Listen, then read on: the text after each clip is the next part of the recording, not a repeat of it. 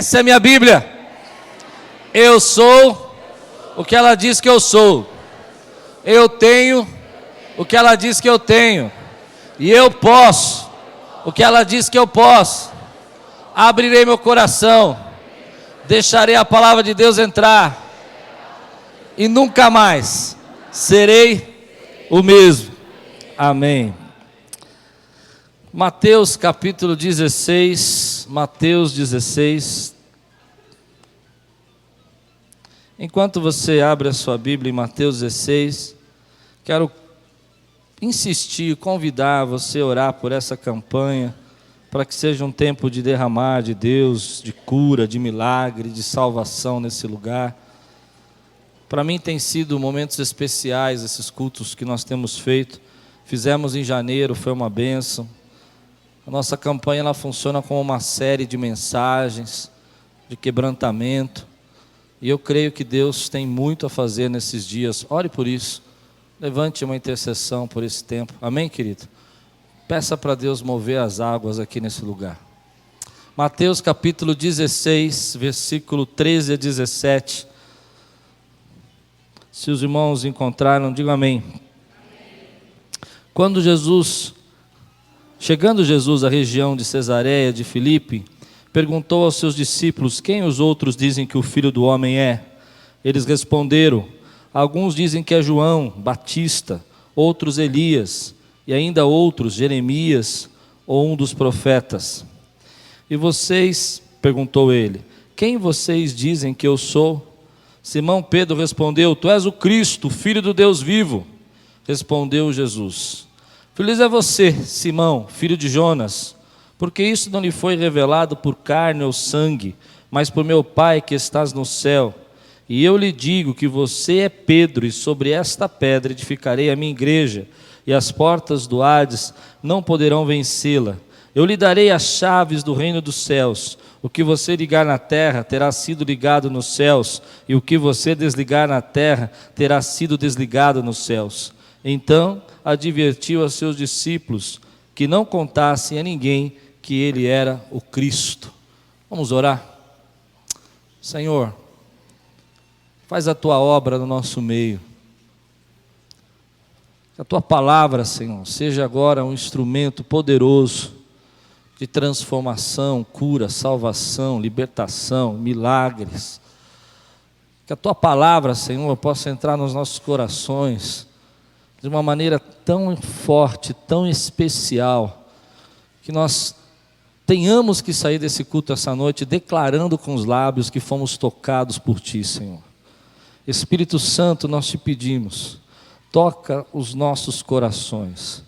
Eu abro meu coração para receber, para ouvir a tua voz. Essa igreja abre o coração para receber a tua voz. Fala conosco, em nome de Jesus. Amém. Você pode dizer amém, meu irmão? Eu li uma matéria essa semana, num livro de 2004, mais ou menos, uma pesquisa que foi feita na Europa, mais ou menos na Holanda, em alguns países europeus e nos Estados Unidos, perguntando por que algumas pessoas estão cada vez mais fazendo uma distinção enorme entre religião e espiritualidade.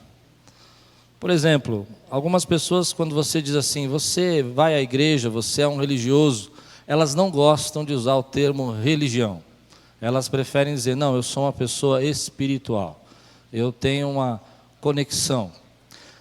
É interessante que nós usemos a palavra religioso de uma forma mais negativa hoje. Então, quando a gente diz para uma pessoa e diz assim, você é cristão? Mais ou menos isso. Na Europa, as pessoas não gostam de ser chamadas mais nem de cristão, elas preferem ser chamadas de uma pessoa espiritual. Ah, não sei se eu sou cristão. Porque cristão dá a entender que você faz parte de alguma instituição religiosa. Nos Estados Unidos, 53% das pessoas que foram entrevistadas disseram que preferiam ser chamados de espirituais, ao invés de ser chamados de religiosos. Mas não tinham problema ainda de ser chamados de cristão. Eu fiquei pensando que no Brasil não é muito diferente. Talvez se você é cristão e tem um marido que não é crente, ou tem um pai, um irmão, um primo, que não é cristão, e você chega para ele e fala assim: eu sou uma pessoa religiosa. Você não gosta muito desse termo, talvez nem ele goste desse termo. Ou se você diz: eu sou uma pessoa espiritual, o que nós queremos dizer com isso? Isso vem no meu coração mais ou menos essa ideia. Por exemplo, quando eu digo que eu sou religioso, significa primeiro que eu faço parte de uma instituição, que eu estou embaixo de um dogma, de uma tradição. Essa é a sensação, por isso que nós temos dificuldade de dizer que somos religiosos. Nós temos uma ideia de ortodoxia, alguém está mandando na gente, tem algum dogma que gere a gente, tem alguém que está mandando em nós, por isso que a gente não gosta de falar que é religioso, dá a sensação de que tem alguém que está mal intencionado por trás disso e está tentando levar para a gente numa certa obsolência de ideia, pensamento. Nós não conseguimos, como se nós não tivéssemos pensamento fora, por isso que a gente não gosta de ser chamado de religioso.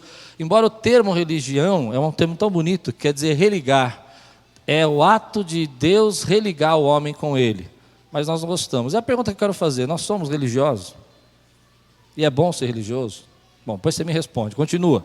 Agora, quando eu falo que sou espiritual, há uma sensação, mas parece para mim mais confortável. Eu tenho um termo que eu acho que é mais aceito. Eu chego no meu trabalho, eu chego em casa, na minha família: você é um religioso? Não, eu sou uma pessoa espiritual, eu sou um cristão. Isso quer dizer que eu sou mais espontâneo, isso quer dizer que eu tenho as minhas ideias próprias, que eu sou informal, que eu sou criativo, que não tem ninguém mandando em mim, que eu não tenho nenhuma instituição fazendo a minha cabeça, e então eu prefiro usar o termo espiritual. Você? Agora, tem 4 problemas com isso que me fez chamar muito a minha atenção para a gente falar sobre esse tema hoje. A primeira é que é possível ser espiritual e não acreditar em Deus e estar completamente ausente de Deus. Verdade ou não? É possível dizer: eu sou uma pessoa espiritual, não tenho nada a ver com Deus, e eu penso do jeito que eu acho que eu tenho que pensar, sigo do jeito que eu acho que eu tenho que seguir e faço do jeito que eu acho que eu tenho que fazer. Segundo, quando eu digo que eu sou espiritual, as pessoas estão dizendo... Eu vi não sei quantos assistiram isso, eu fiquei tão triste com isso, acho que isso me influenciou na pregação também, no tema de hoje. É uma entrevista que o Caio Fábio deu para o Danilo Gentili. Vocês assistiram isso? Eu fiquei triste com aquilo. Vocês ficaram tristes? Depois que eu preparei a mensagem, que eu lembrei que eu tinha assistido no começo da semana, eu acho que eu fui influenciado. Porque ali ele usa muito esse termo espiritual. Eu não estou criticando assim a pessoa, o momento, não entenda mal. Mas o termo espiritual parece que é mais chique de dizer: eu sou cristão, eu frequento uma igreja e eu estou no domingo no culto. E ele usa muito esse termo. Talvez isso me influenciou. Se me influenciou, amém, Deus sabe, né? Mas agora que eu lembrei que eu assisti esse negócio, lembrei também quando eu terminei a mensagem e achei muito triste. Quem não assistiu, não assista. Não assista, vai perder seu tempo, é muito triste, não é? Quantos concordam comigo? Fiquei deprê com esse negócio. Acabou o negócio, falei: nossa.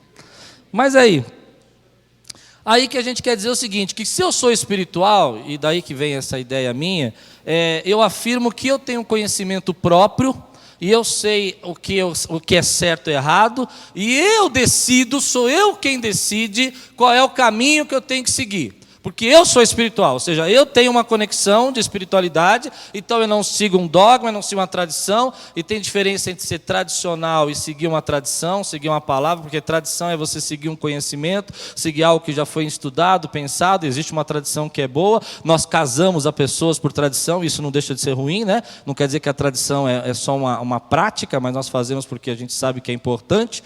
Agora, quando eu digo que sou espiritual, quem decide o quê? Quem fala para mim qual é o caminho que eu tenho que seguir? Você. Você é o chefe. E você pode dizer o que você quiser. Hoje você pode pensar assim, amanhã você pode pensar de qualquer jeito. Agora, tem um problema que eu achei legal. Essa parte eu gostei. Quando você assume que é espiritual, e eu acho isso interessante, que é isso que dá um nó na cabeça dos psicólogos, dos filósofos, é porque até aquele que diz que não acredita em Deus tem condição de ser espiritual. Isso não é um segredo?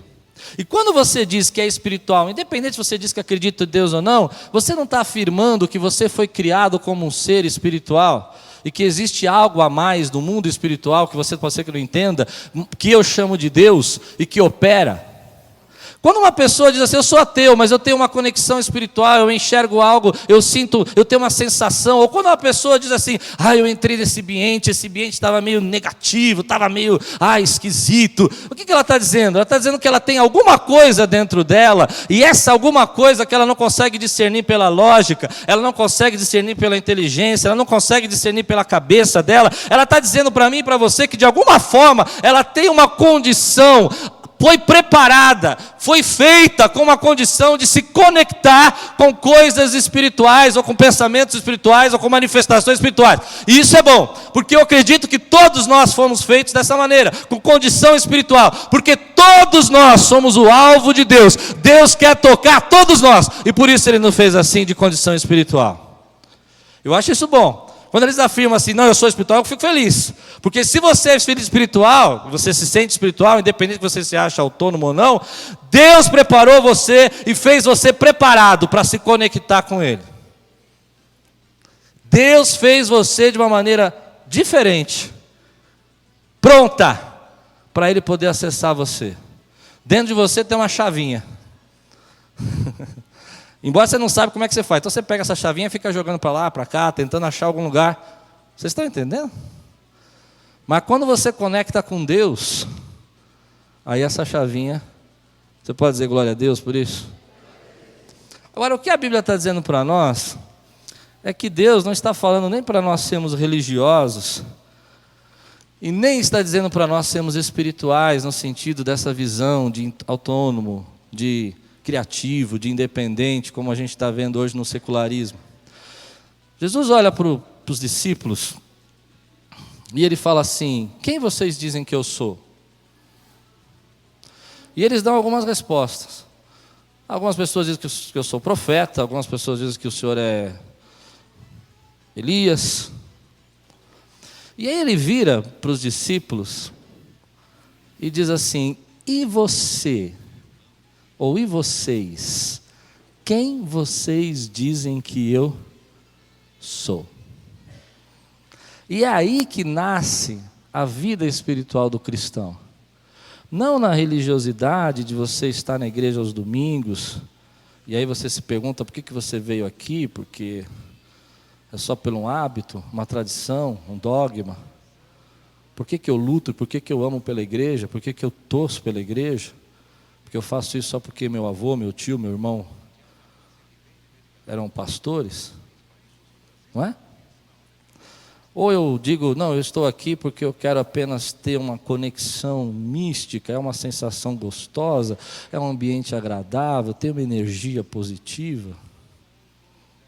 Tem até uns pessoal legal ali que sorri, tem gente cheirosa. Espero.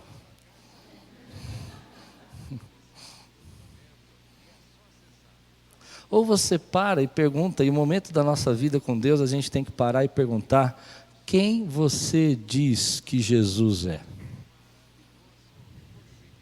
E quem você diz que Jesus é hoje na sua vida?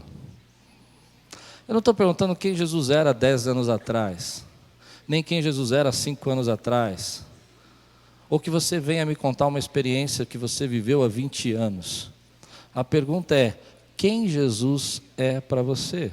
E a nossa vida começa a se organizar na presença de Deus quando nós entendemos que Ele é o Cristo, o Filho do Deus vivo, o Cordeiro de Deus que tirou o pecado do mundo, a chavinha que toca dentro de mim e me conecta com Deus, a ponte. Você pode dizer glória a Deus por isso, irmão? É nessa hora que eu entendo que eu não estou simplesmente seguindo uma religião e que eu não estou simplesmente buscando um poder, uma sensação, mas eu reconheço quem Ele é. E o que me traz aqui hoje é porque Ele é aquele que arrancou os pecados da minha vida, que tirou os problemas que me amarguravam, que trouxe paz ao meu coração e me reconciliou ou me religou. Religare, religião, me religou com Deus. Você foi religado com Deus?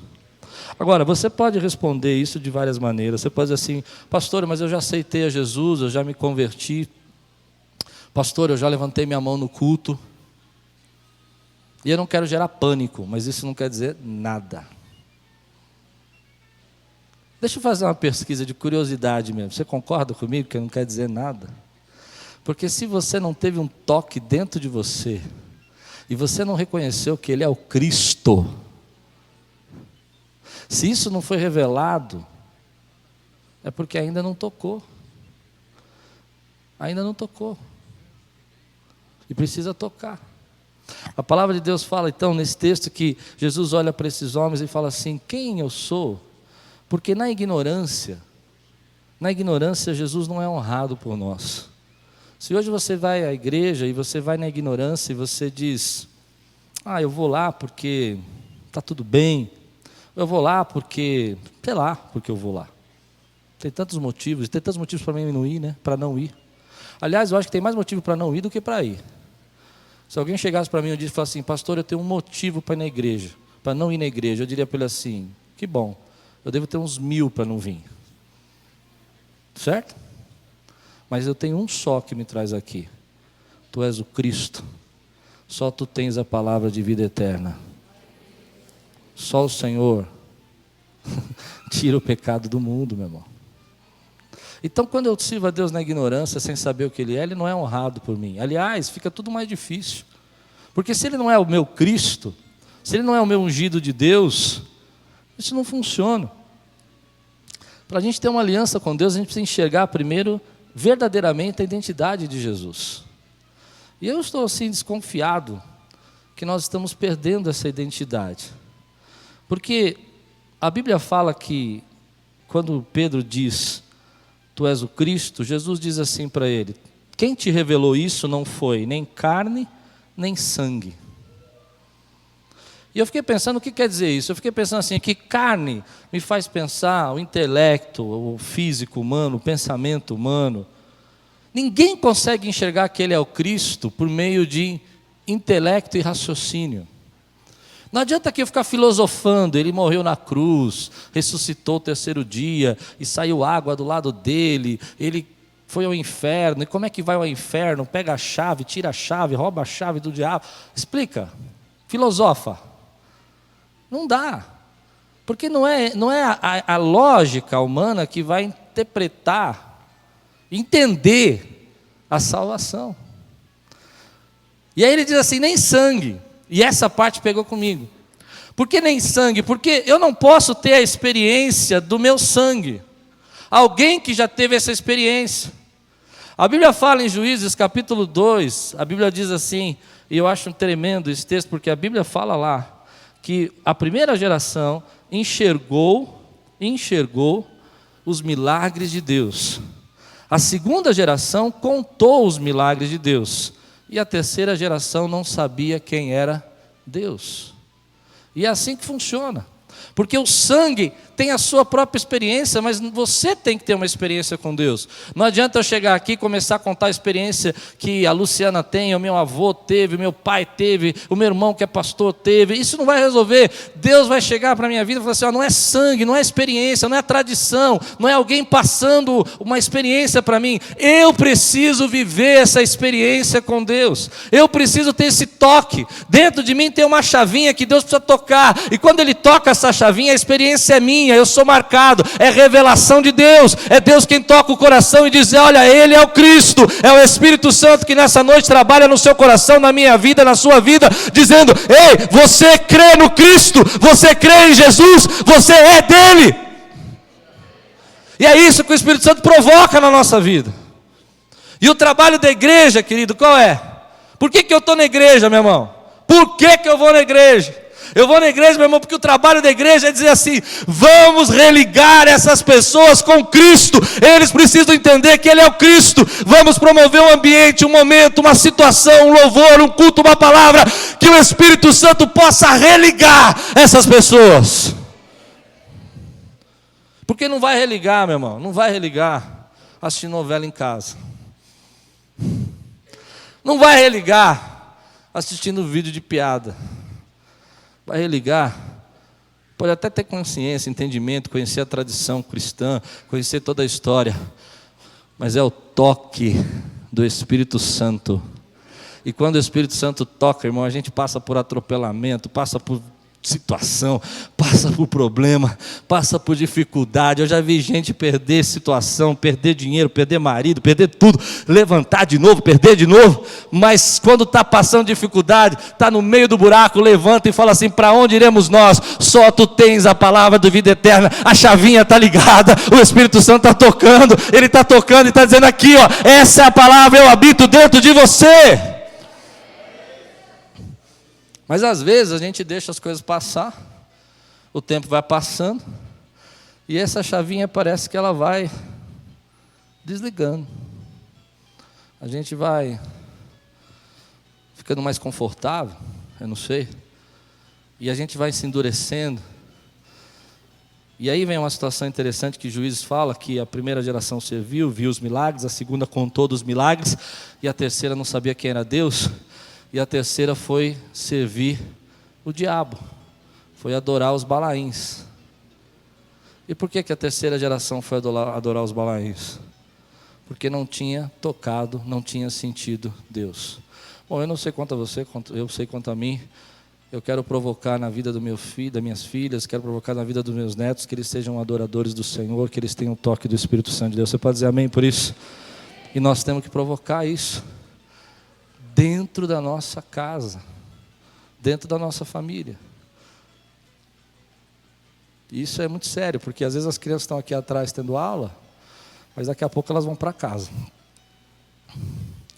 E quando elas chegarem em casa, você vai ter que pedir para Deus, porque nós não somos perfeitos, nós temos defeitos, nós temos erro, nós temos coisas que nós fazemos como pais que infelizmente talvez não seja o ideal.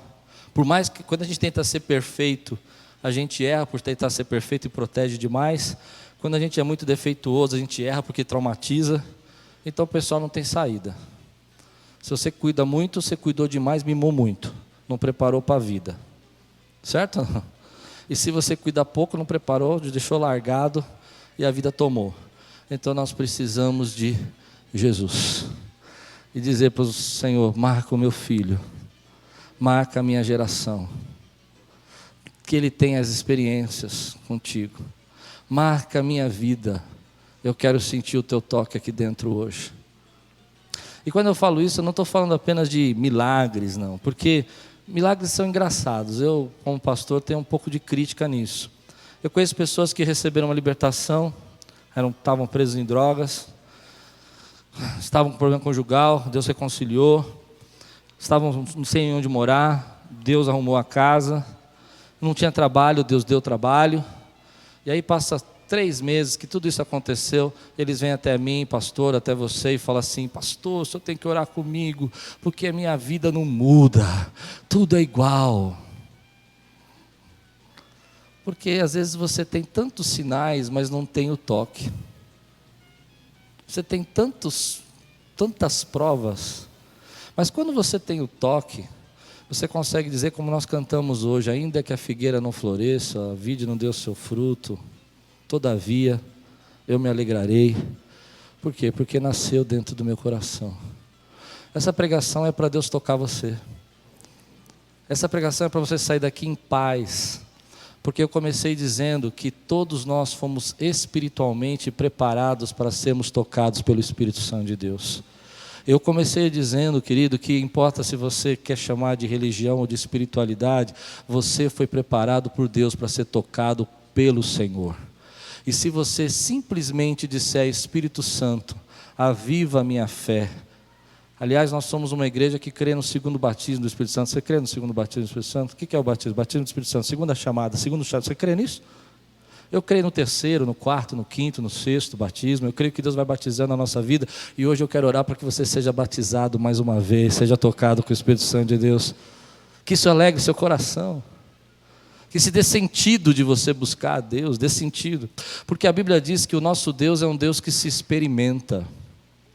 A Bíblia diz que, eu fico pensando nesses versículos, como é que eu posso dizer assim: Deus, tu és mais doce do que o mel, se eu nunca experimentei a Deus? O nosso Deus é um Deus que se experimenta. Você entra na presença de Deus e você diz: Deus, tu és doce como o mel. Por quê? Porque você entrou na presença e sentiu. Como é que você diz: eu tenho sede de Deus? Só tem sede quem bebeu, meu irmão. Você bebeu uma vez da água da vida, você tem sede de Deus. Porque você precisa experimentar esse Deus. E para experimentar esse Deus, você precisa provocar essa experiência com Deus. É para isso que eu faço campanha aqui na igreja, é para isso que eu faço vigília. Por quê? Porque se a gente não fizer campanha, não fizer vigília, irmão, vai ter muita gente aí que vai estar na igreja, mas não vai experimentar a Deus. Precisa experimentar a Deus. Ela precisa ter aquele toque, aquele momento que ela fala assim: eu agora sinto que é doce, que é suave a presença de Deus na minha vida, eu consigo absorver essa graça de Deus na minha vida. E uma vez que ela sente esse toque, ela experimenta Deus, ela não esquece jamais, ela começa a dizer como o salmista diz: olha, a minha alma anseia, eu suspiro, eu tenho sede de Deus, como a corça. Esse é o toque do Espírito Santo. Aí você diz: mas pastor, o que eu tenho que fazer? Nada. Graças a Deus você não tem que fazer nada, você já foi preparado por Deus. A única coisa que você tem que fazer hoje é dizer assim: Senhor, eu abro meu coração, toca a minha vida, aviva a minha fé, eu quero viver esse toque do Teu Espírito, eu quero sentir essa água viva dentro de mim. É só isso. Porque na vida com Deus a gente pode fazer mais ou menos como disse a parábola do filho pródigo. De um lado você tem o irmão mais velho. O irmão mais velho é o exemplo do religioso. E aí eu não estou usando o termo religião como eu comecei, mas religioso. O religioso é aquele que vai, sente-se um escravo, preso, todo domingo eu tenho que ir na igreja, todo dia eu tenho que orar, ai que luta, tem que servir o papai. Esse é o irmão mais velho.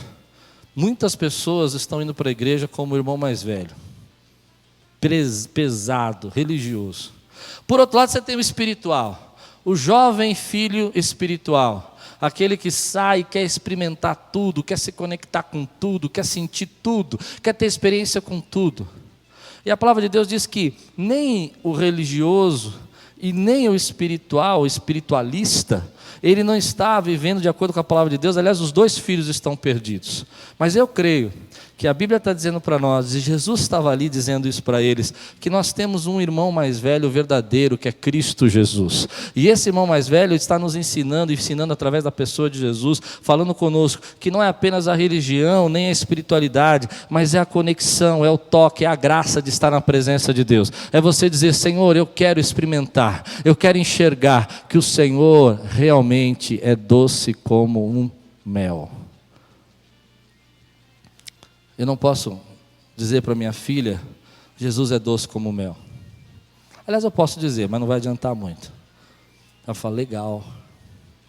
Eu vou dizer: filha, foi uma bênção o dia que o Senhor me batizou com o Espírito Santo, foi tremendo. Ou se não, um dia que eu recebi uma palavra que eu senti um calor no coração. Ou quando Deus falou audível comigo, ela vai falar: da hora. Aí ela vai contar para o filho dela, o filho dela quando nascer: não, meu pai conta que quando ele andava lá em Lapa, São Paulo, as coisas aconteciam, ele ouvia a voz, e assim, Deus falava com ele. E aí o meu neto vai dizer: e não resolve. A igreja precisa dizer: Senhor, toca-nos profundamente, queremos ser tocados, Senhor, queremos chegar na Tua presença, eu quero viver esse clique. E não se trata, querido, de você, não se trata se você fez algo ou deixou de fazer, porque eu comecei falando que você está pronto. Se trata dele, quem ele é, se ele é o Cristo, o Filho do Deus vivo, hoje ele pode tocar o seu coração, porque ele está vivo. Não se trata de quem você é, não se trata do que você fez, não se trata do que você anda fazendo. Aliás, se a gente começar a pensar assim, do que anda fazendo, o que fez, a gente vai se tornar um irmão mais velho. Chegando da parábola, vai chegar e dizer assim: não, foi assim que tem que ser feito, assim. Não, não é isso. Se trata dele, se trata de você olhar para o seu coração e dizer assim: Senhor, hoje eu estou declarando com meus lábios, a minha vida é Tua, eu quero sentir o toque do Teu Espírito Santo, aviva a Tua obra dentro do meu coração, porque é Ele quem faz isso na nossa vida. Agora, quando Pedro chega a esse grau de consciência, e ele diz isso, é onde que eu creio que a chavinha começa a mudar. Até então aqueles discípulos não sabiam, não conheciam, ou não entendiam o que Jesus estava fazendo. Ele estava vendo sinal, estava vendo maravilha, estava vendo milagre, mas não entendia realmente quem Ele era. nesse momento a chavinha muda. Eu acredito que isso acontece na nossa vida espiritual. Deus opera milagres, curas, manifestações, libertações, mas tem uma hora que o nosso coração muda e a gente fala, agora eu sei quem o Senhor é. E é esse toque que Deus fala comigo. Por quê? Porque é o Espírito Santo quem faz isso. É o Espírito Santo que quer fazer isso. Talvez você esteja na igreja há tanto tempo e você esteja dizendo assim, Senhor, eu não estou sentindo nada. Ou talvez você esteja da igreja há tanto tempo, venha com a sua esposa, ou com o seu marido, e o seu marido orando por você, para que você sinta esse toque que ele sentiu. Ou talvez você orando pelo seu marido, pedindo para que ele sinta esse toque. Ou você orando pelo seu filho, para que ele sinta o seu toque. E hoje a palavra de Deus diz para mim, é o que eu quero ministrar na tua vida, querido. A única coisa que você precisa fazer é dizer, Senhor, toca o meu coração. Eu quero sentir esse toque dentro de mim. Eu vou sentir esse toque dentro de mim. Porque nós não podemos ser testemunhas de uma coisa que nós não vimos. Por exemplo, se eu tenho um litígio, uma briga, e eu chego para alguém e falo assim, eu vou trazer uma testemunha que viu a situação. E eu vou diante do juiz, e eu pego uma testemunha e falo assim, essa testemunha não viu. Quem é ela? Não sei. Ela sabe da briga? Não estava lá. Ela vale como testemunha? Não vai valer nada, porque ela não estava lá. Jesus fala, mas por que você me trouxe uma testemunha que não viu nada? Não, porque ela ouviu alguém dizer que o disse, que aconteceu assim. Funciona? A Bíblia diz que nós somos o quê? Testemunhas. E testemunha é alguém que tem que ser marcado e viver a sua experiência. Para que você conte para Deus, ou conte para o próximo, ou conte para o irmão, a tua experiência com Deus. Você é testemunha. Você foi chamado por Deus para ser marcado por Ele. Deus quer fazer um milagre na sua vida. Deus quer fazer a libertação na sua vida. Deus quer marcar você. É você que vai dar o testemunho de glória, de milagre, de poder. Por quê? Porque você é a testemunha que Deus escolheu. Eu creio que quando Deus me dá um milagre, quando Deus me dá uma resposta, embora eu já sei que Ele é o Cristo, tudo, eu me torno uma testemunha poderosa para dizer, Senhor, eu sei quem Tu és. Aliás, eu acredito muito que Deus faça grandes milagres na nossa vida para que a gente possa dizer verdadeiramente ao outro, olha, Deus fez isso na minha vida, eu já vivi isso.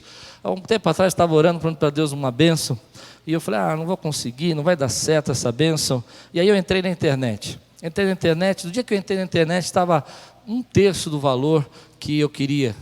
A bênção que eu queria estava 1/3 do valor. E quando eu fui fazer a compra, eu olhei assim para o céu. Eu sei que ele habita dentro de mim, mas a gente faz assim brincando, né? Olhei para o céu e falei assim, foi você que fez isso, né? Eu acredito que Deus faz. Mas é mais do que isso. É você se tornar uma testemunha de que Deus cuida, que Deus ampara. E você tem que ser essa testemunha. E não contar o do outro. Porque lá acontece. Não, é em você que tem que acontecer. Eu já vi acontecer. Não, tem que acontecer em você. E Deus fez você preparado para acontecer em você. Quero terminar só dizendo, não se trata de conhecimento ou de experiência. Isso tudo vale. É bom ter conhecimento, é bom ter experiência. Mas o que se trata é de uma revelação de Deus. E você pode pedir essa revelação de Deus que Deus vai dar a você. Talvez a tua esposa esteja orando tanto tempo por você, mas não adianta ela ficar orando por você se você não chegar diante de Deus e falar, Senhor, me deixa ver o que essa mulher vê. E ela vai continuar orando por você, pedindo para você vir na igreja, mas eu estou pedindo para você uma vez chegar diante de Deus e falar assim, Senhor, eu quero ver o que ela vê. Talvez você tenha visto seu pai trazer você para a igreja hoje assim, vamos filho, hoje é domingo, levanta. Eu estou pedindo para você, querido, pedir para Deus hoje, dizer assim, Senhor, me deixa ver o que o meu pai viu. Eu quero ter essa experiência. Você pode dizer glória a Deus? Senhor, eu estou vindo na igreja, porque meu avô, meu tio, meu primo é crente. Aí eu pergunto para você, por que eles são crentes? Porque eles contam as histórias dele, os milagres dele. Peça para Deus agora, uma vez, abre meu coração. Às vezes nosso coração fica tão durinho, tão fechado, que a gente tem medo de pedir isso. Porque você é tão preparado por Deus para receber, que na hora que você pedir, vai ser tocado por Deus. Porque a palavra de Deus fala que aquele que for até Ele, de maneira nenhuma Ele vai lançar fora. Mas você precisa fazer isso de coração. Você pode continuar vindo.